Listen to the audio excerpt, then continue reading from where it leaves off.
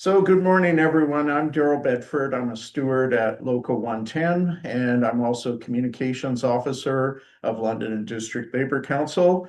I'm pleased to introduce Peggy Sattler, MPP for London West, and Shadow Critic for the Ministry of Colleges, Universities, and I know there are other letters now. Excellence and security. Research Excellence and Security, which spells out MCures, but I'm not sure it's curing anything at the moment. Welcome. And with that, I will turn it over to Peggy. Okay, thank you very much, Daryl. Can everybody hear me? Okay.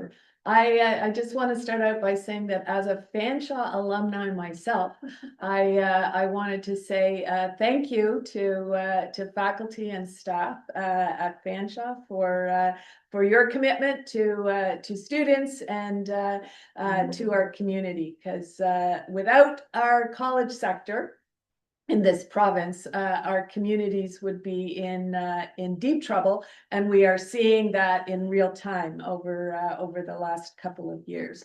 I also want to say, as my husband is a faculty member at university, and I do know all of the time that faculty spent preparing for classes, marking student work, advising students, and all of that is so critical to student success. So today, Herman had asked me to come and kind of tell the story of what's been going wrong in the post-secondary sector in Ontario over the last little while, and how we got to this dismal state of affairs that we are currently in.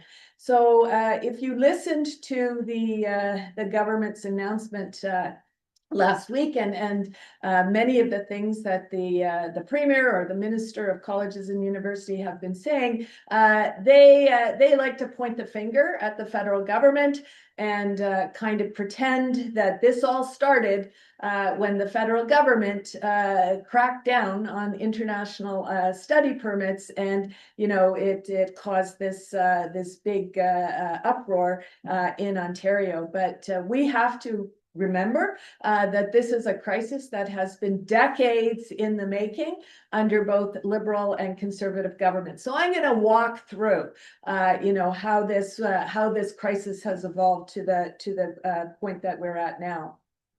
So we saw a Liberal government elected in Ontario in 2003, and at that time, more than 20 years ago, operating grants to post-secondary institutions were already declining, and this was particularly at the college level. There had been the college grants were reduced. College operating grants were reducing more quickly than grants at the university level.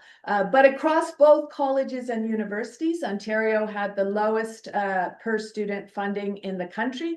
And that is a badge that the government is still, I guess, proud to wear.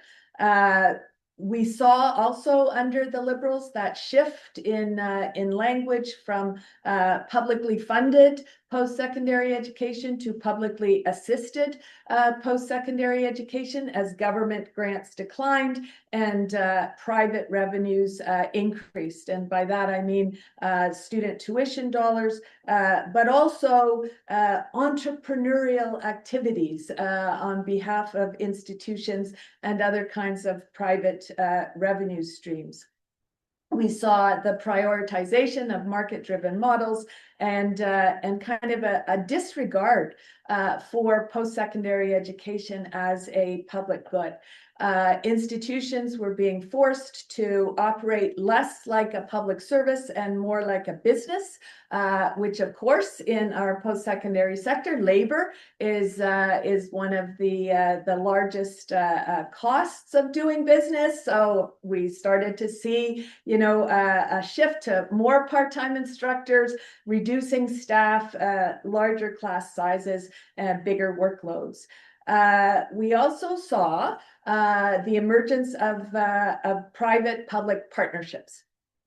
And you at Fanshawe will be well aware of these partnerships where the private or the public college contracts with a private college provider to deliver curriculum that was developed and paid for by the public college. And under the Liberals, the revenues that were generated by these public-private partnerships started to represent about 9 to 13% of the total revenues that were brought in by the college.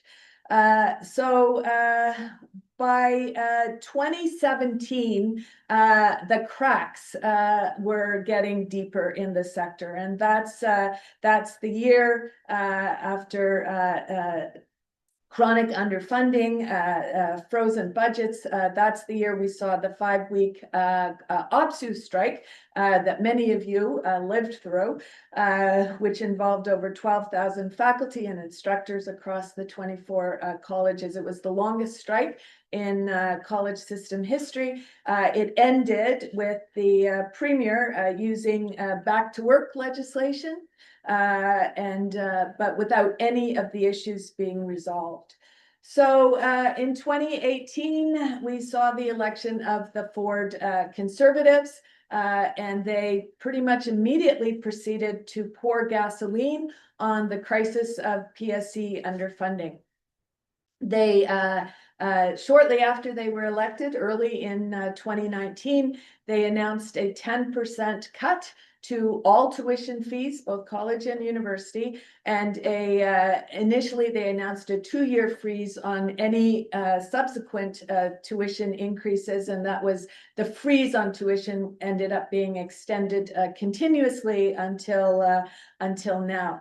And certainly at the university level, university tuition in Ontario has long been in first place as the highest in the country. College tuition was also high, but the issue, so the announcement of the tuition reduction and freeze was welcome news for many students who were struggling with high tuition costs.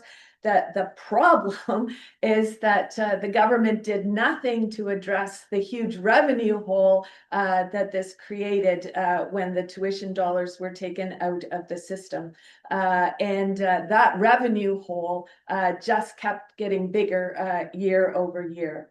And at the same time, operating grants were basically frozen. And when you have, in the context of increasing inflation, that effectively means more cuts to revenues that institutions were dealing with.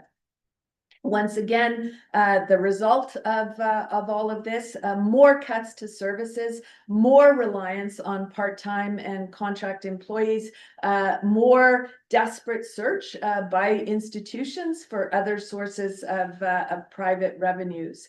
And the one source of revenue that colleges could control is international student tuition, because there were no government rules around the amount of international tuition that institutions could charge. And so we began to see this rapid escalation in the enrollment of international students who pay, as you all know, on average 6 times more in tuition than domestic students pay.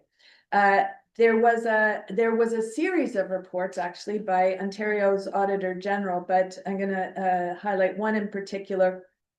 In 2021, the Auditor General reported that between 2013 and 2021, so over a period of just 7 years, domestic enrollments across the sector declined by 15%, while international student enrollments grew by 342%. So across Ontario colleges, as recently as 2023, international student enrollment represented more than represented about 30% of the total student body, and in some institutions as much as 85% of the student body. 3/4 of the tuition revenue that was coming into Ontario colleges was coming from international students. We had, this is from the 2023 accounts, international students paying or generating $3.3 billion through tuition, domestic students generating $1 billion through tuition, operating grants just $1.9 billion from the government.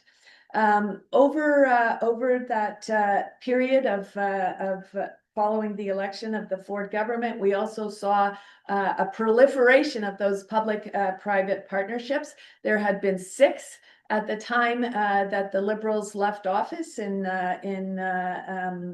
2018. There were 15, so more than doubled by 2024. The Liberals had commissioned a report by David Trick that I know Daryl is very familiar with, that kind of flagged the danger of relying on these public-private partnerships, and it looked like these partnerships were going to be shut down. But Ford, of course, saw them as a great way to bring in revenues and allowed them to continue. And going back to the Auditor General, continued reports to highlight the risks of relying so much on international student tuition, and the lack of any kind of oversight mechanisms for these public-private partnerships.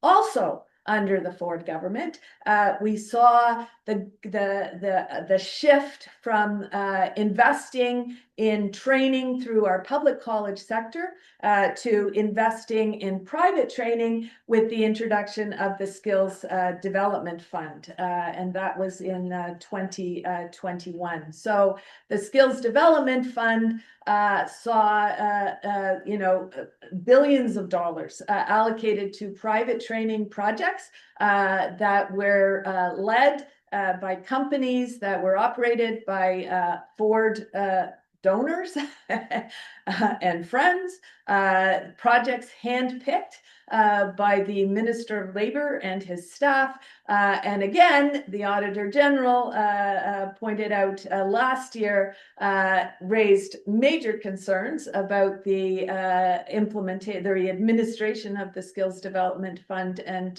said there's no transparency, no accountability, and no fairness in the selection of projects. And it's certainly worth noting, and OPSEU has helpfully highlighted the fact that the annual funding for these Skills Development Fund projects is bigger than the operating funding gap than all of our colleges in Ontario are struggling with.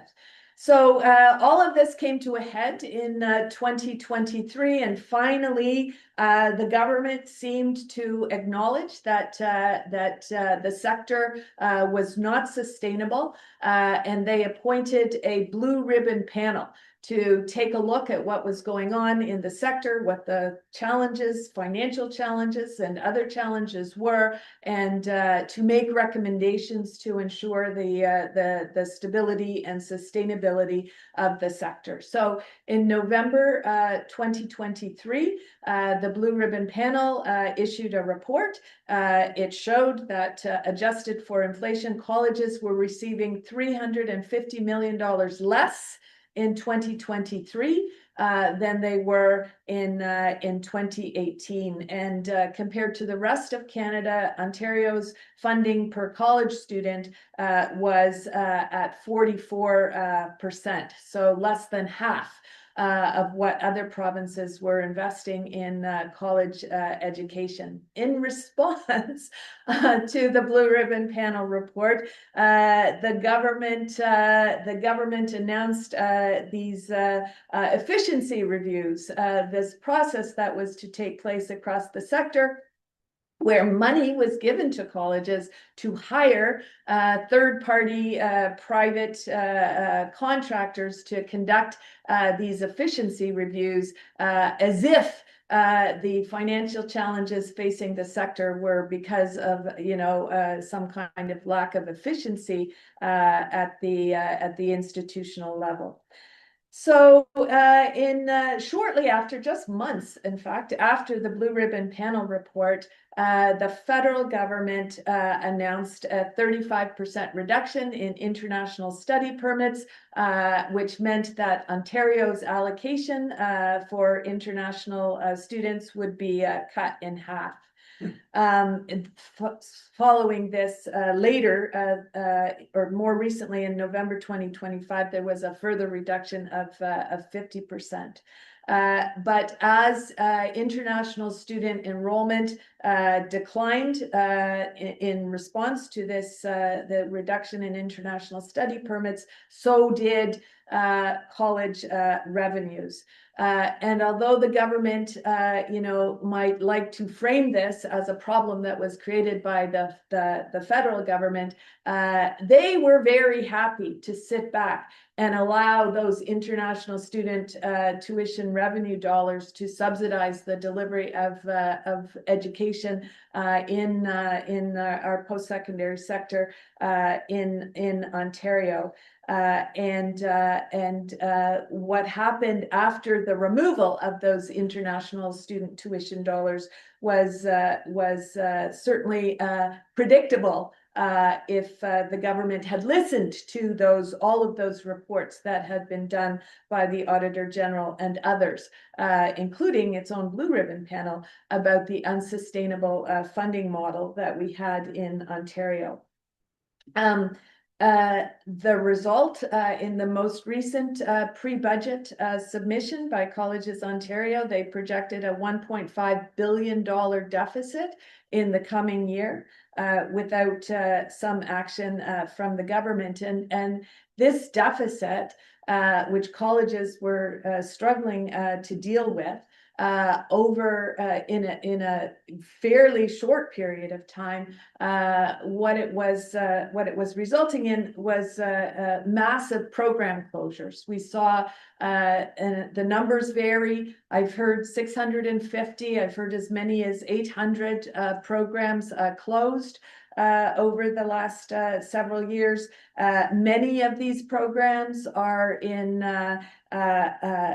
areas that are vital to local economies, and I'm talking about, the tourism and hospitality programs at Loyalist and St. Lawrence, where that tourism is a critical part of the local economy, and it's also a sector that is experiencing significant workforce shortages. We also saw similar closures of hospitality tourism programs at Confederation, most recently George Brown. We saw the closure of entire campuses. Georgian, Seneca, Algonquin, Loyalist, Centennial have all either shut programs or campuses down, or announced that these campuses will be shut down. And we know in Fanshawe College how important those satellite campuses are to those communities where the campuses are located. We saw a total of 10,000 jobs lost, which represents the largest mass layoffs in Ontario's history. And in the fall, we saw the 5-week strike by OPSEU college support staff, who were responding to the workload issues that are created when you have vacancies not being filled, you have positions being eliminated, and the impact on other staff that are trying to support students, as well as the decline in wages. We've seen increased reliance on contract faculty, those third-party contractors who were doing the efficiency reviews. We've seen,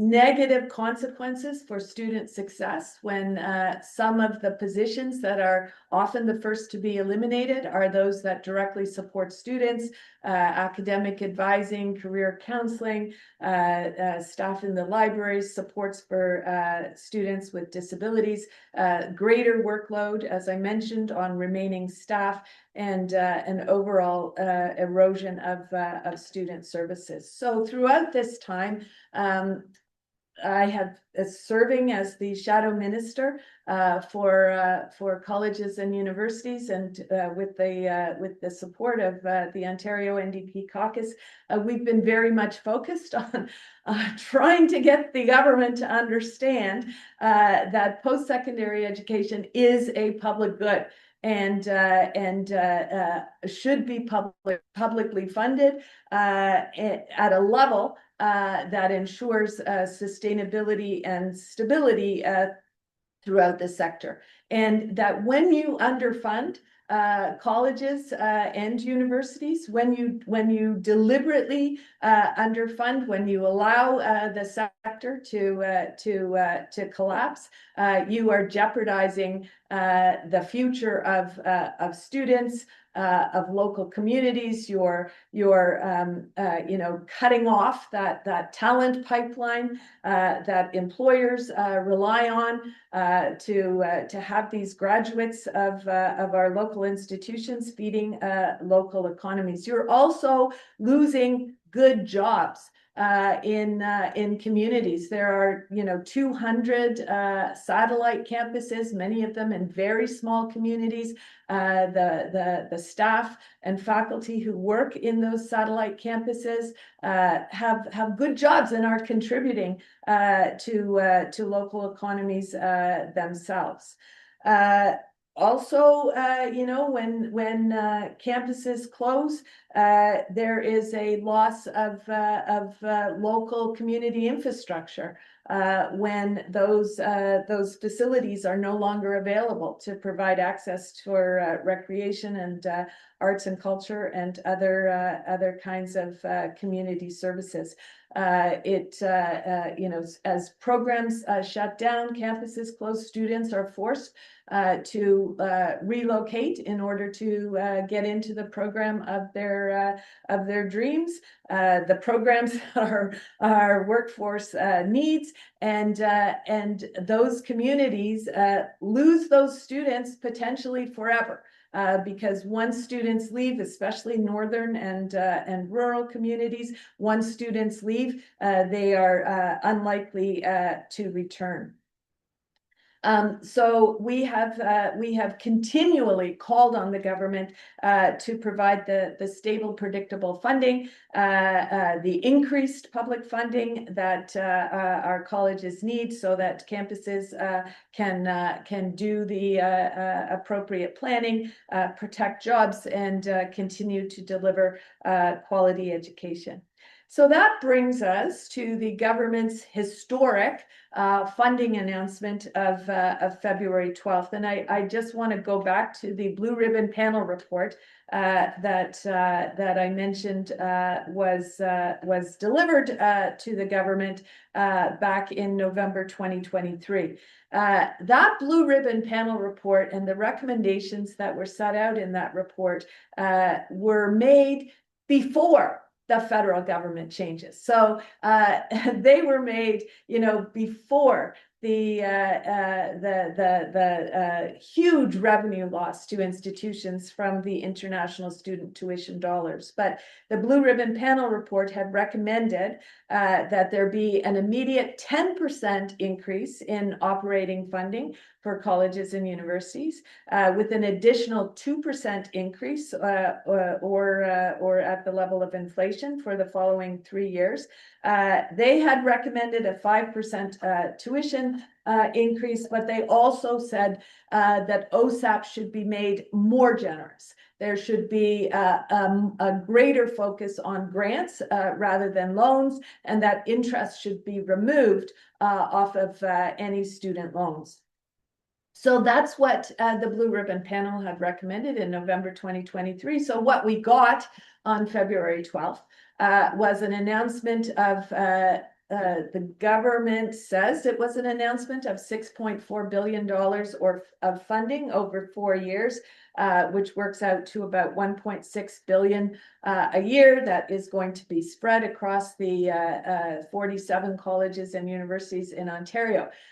Important to note that the investment uses 2023 as the base year. So it's 6.4 billion on top of the base funding that was in place in 2023 before the government had done its emergency funding package after the international study permit changes. But because the government's recent announcement uses 2023 as the base year, it's really only $5.3 billion additional to where we are now, which is still, it's still a lifeline that is important to the sector, but it is not the historic amount that the government claims.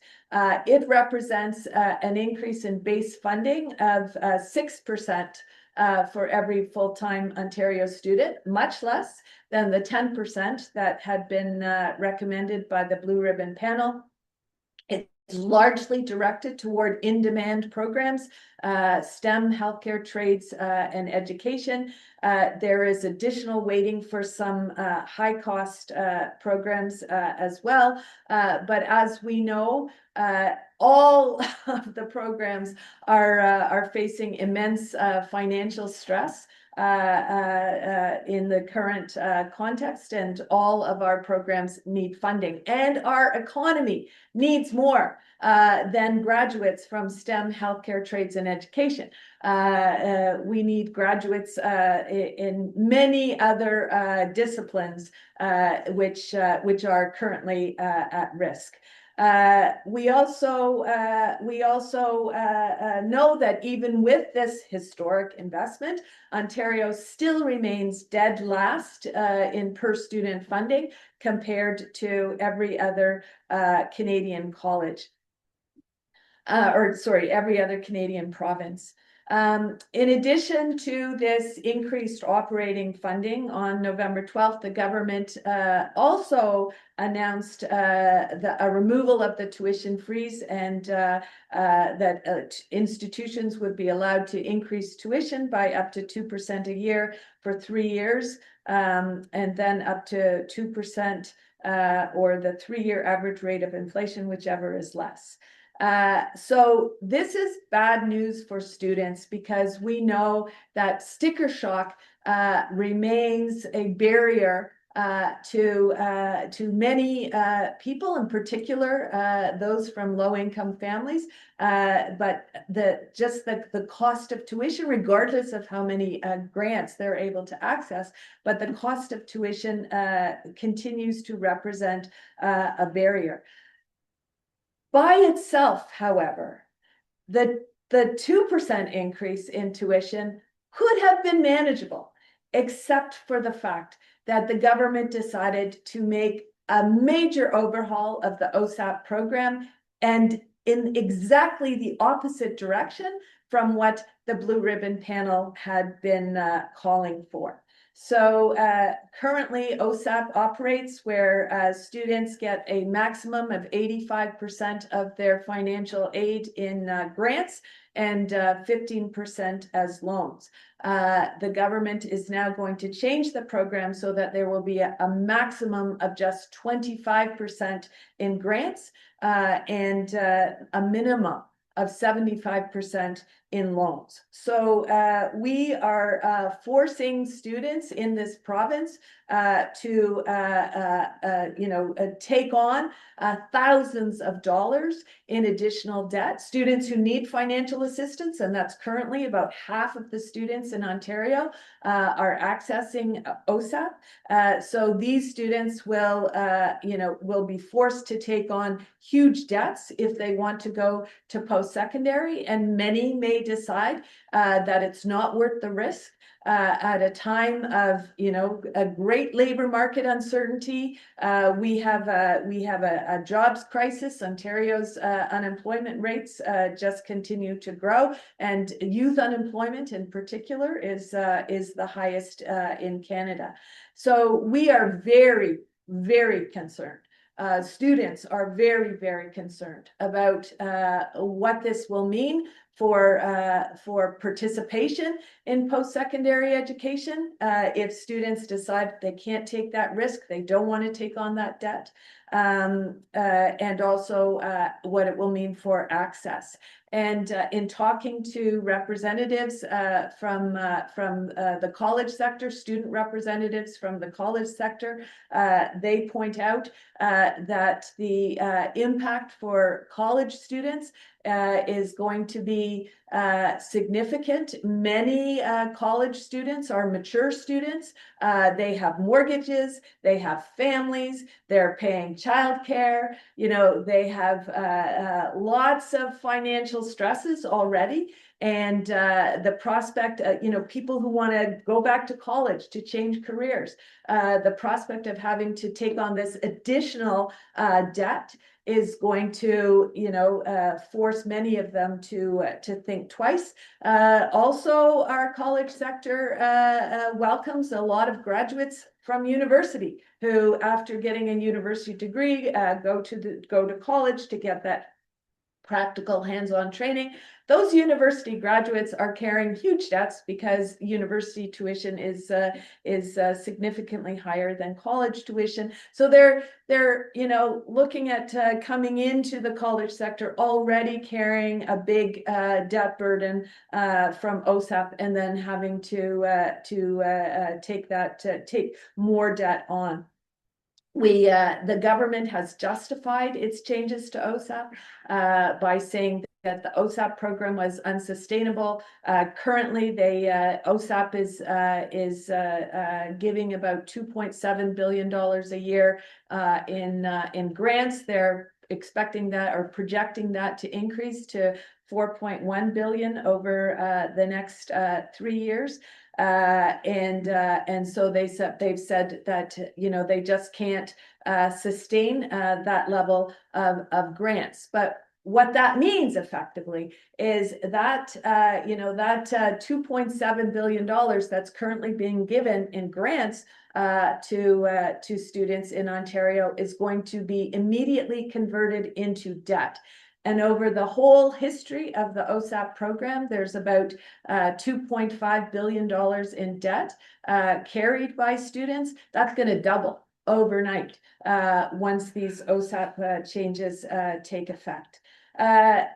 We also, and you at Fanshawe well know this, we are also seeing proof that the government's funding package is not sufficient to stem the bleeding in the college sector. The government actually kind of acknowledged this at the press conference where the funding was announced, when he said that institutions will still be expected to find efficiencies, which of course we all know is code word for making cuts. We heard Fanshawe College, right in the wake of the government funding announcement, state that there's 163 additional positions are going to be on the chopping block on top of the 400 positions that were cut last year. Just this week, Humber Polytechnic announced that they were going to be offering every full-time staff person a voluntary exit package to try to deal with the fiscal challenges that they were facing. And the Premier was asked about Humber College's voluntary exit packages, and he said, yeah, exactly the way we should be doing it. Colleges have to be run like a business, should be run like a business. Post-secondary education should be run like a business. Ford has also made unbelievably offensive comments about students who are concerned about the shift in OSAP from grants to loans. He said, don't pick basket weaving courses. And we know that the courses that are delivered at the college sector feed directly into the labor market. You know, colleges consult with local employers about what kinds of jobs are needed. If we need basket weaving jobs, there will be basket weaving programs, because that is what local communities need. Ford claimed that kids kids, he's called them, kids are going out buying fancy watches and cologne with their OSAP financial assistance, and that families making over $250,000 a year are getting OSAP, which is completely false. He said that OSAP is not a freebie anymore. Money doesn't grow on trees. We are currently in the Ontario NDP mobilizing, doing everything we can to mobilize to work with student leaders in the sector, particularly on the issue of OSAP. With the leader, we held a town hall or a round table earlier this week at Queen's Park, and a media conference following that. We have launched a major online campaign, saveosap.ca. Rallies are being organized. There's an in-person town hall, a big in-person town hall in Toronto being held on March 12th.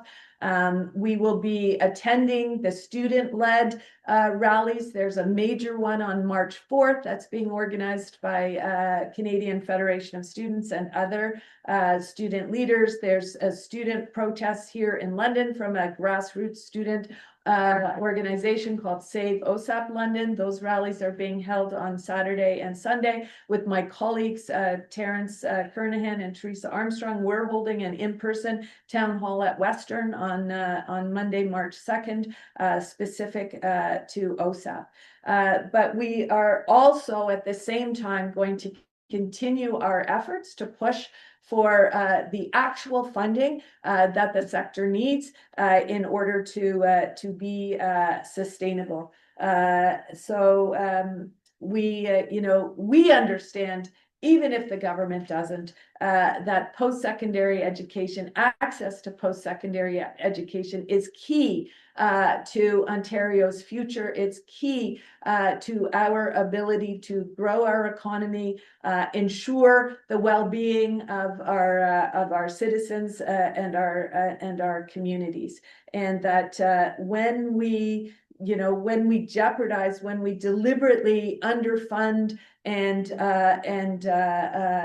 force the sector to collapse, we are undermining the long-term future of our province.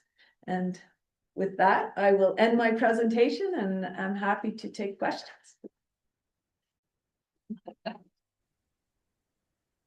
I see we have a question from Local 110 President Mark Feltham. Thank you, Daryl. Can everyone hear me okay?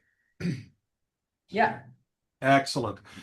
So thank you very much, Peggy, for that presentation. It's very detail and fact-rich, which is what I love in presentations. I want to take a second to also thank Herman Gutierrez and Daryl Bedford for organizing this, and for OPSEU SEFPO Region 1 for hosting this at our Region 1 headquarters. Jennifer Van Zetten, our local, one of our regional vice presidents, was helpful there. And Peggy, I do have a question, and it's a fairly granular question, and I don't know whether we know the answers to this yet, but I'm going to ask it anyway. So the $6.4 billion, I'm given to understand through my information channels that it has now been determined in some way that about a little over half of that is going to go to universities, and a little under half of that is going to go to colleges. I heard that just a couple of days ago. Apparently that comes out of Colleges Ontario. Were you aware of that? And do you have any information or any, intel on how the government is making these decisions? Are they using metrics? Are they using any kind of modeling? Like how are they deciding who gets what here? So these are very good questions. I did receive a briefing from the ministry earlier what week are we in? I guess it was last week, Received a briefing from the ministry. They did not provide me with that level of detail about how the funding was to be distributed. So this is why we are continuing to engage with stakeholders so that we can get that kind of on the ground information that you are able to get. But no, we don't know anything about that. We do know that the government undertook a fairly extensive public consultation on the changes to the funding model. I don't know what the government heard as they conducted that consultation, and how, how what they heard was reflected in what they did. I do know that I asked in the briefing if they had consulted on the OSAP changes, and they said no, they had not. There had been no public consultation whatsoever on the changes to OSAP. They dreamed that up all on their own. But more details will be coming out in the next little while. So yeah, anything that you can tell me, I would be grateful to know. So it would be accurate to say from your perspective that the decision making is a very long way from being transparent. Absolutely. That would be a very fair comment.